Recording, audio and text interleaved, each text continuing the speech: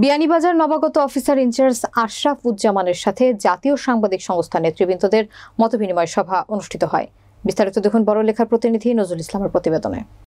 বিয়ানীবাজারে জাতীয় সাংবাদিক সংস্থায় কর্মরত সাংবাদিকদের সাথে মতবিনিময় করেছেন বিয়ানীবাজার থানার নবাগত officer in charge Mohammad Ashrafuzzaman.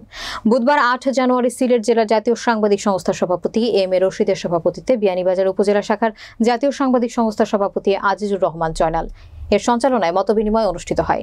OC Ashrafuzzaman সাংবাদিকদের বলেন, পেশাগত দায়িত্ব পালনে সাংবাদিকদের সব ধরনের সহযোগিতা করার আশ্বাস দেন নবাগত ওসি।